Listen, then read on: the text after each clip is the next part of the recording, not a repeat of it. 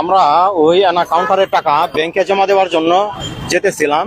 ওটা Yasin plaza A1 রেস্টুরেন্টের সামনে থেকে ছিনতাইকারীরা বাইকে করে এসে দা হাতে ছিল, বডি হাতে ছিল, গলায় ধরে টাকাগুলো নিয়ে গেছে। তারা 3টা বাইকে 6 জন ছিল। তাদের হাতে দা ছিল। 11:55 থেকে 12টার মধ্যে। এটা 12,40,000 টাকা ছিল।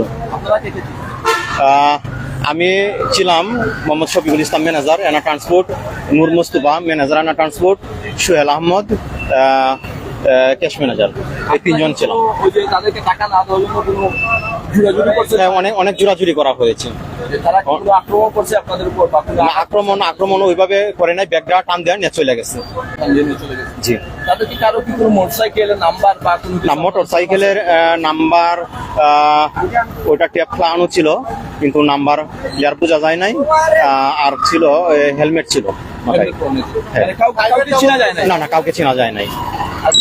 আমরা কালকে বেরিয়ে সামনে আসার পরে ওয়ান হোটেলের সামনে আসার পরে অদৃশ্যভাবে 4-5টা মোটরসাইকেল এসে আমাদেরকে ঘিরে ধরে আমাদের টাকাগুলো নিয়ে যায়, চিনে বড় বড় দা নিয়ে আমাদেরকে গলায় ধরছে, ধরে আমাদেরকে জবরদস্তি করে টাকাগুলো নিয়ে গেছে, আমাদের ব্যাগটা নিয়ে যায় টাকা।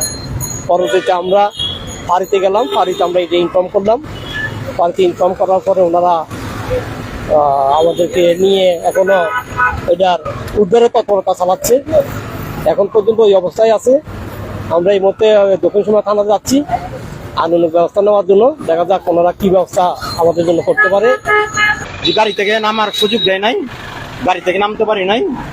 এরপর ধরছে, বডি ধরছে, দা ছিল হাতে, দা ছিল, ওই দা গলাতে ধরছে, গলাতে ধরে জুড়ে ব্যাগ টানিয়ে নিয়ে গেছে। 1 মিনিটের মধ্যেই ঘটনা ঘটে গেছে। 40 সেকেন্ডের মধ্যেই, 1 মিনিটের মধ্যে। মানে আপনারা চিন্তা করতে পারবেন না যে 1 মিনিটের মধ্যে কিন্তু তারা এই যে গাড়ির মধ্যে গাড়ি আটকাইয়া গাড়ির ভিতরে থাকি ব্যাগটা টান মারি নিয়ে তারা দা বটি দিয়ে তারা শৈল মাঝে দৌড়ছে, দৌড়া কিন্তু সঙ্গে সঙ্গে নিয়ে গেছে। কিন্তু 1 মিনিটের মধ্যে তারা এই খাসটা সম্পূর্ণ করছে।